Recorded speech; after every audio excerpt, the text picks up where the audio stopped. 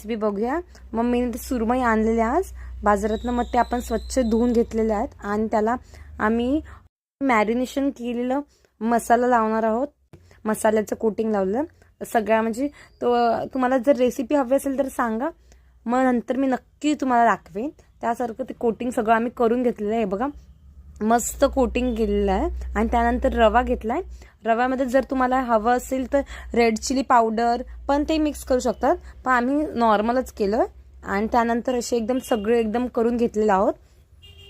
आणि नंतर आपण एकदम कडकडीत तेल गरम करून त्यात सोडायचं आहे, कारण तेल गरम नसेल तर ते रवा असेल तो सुटायला लागतो।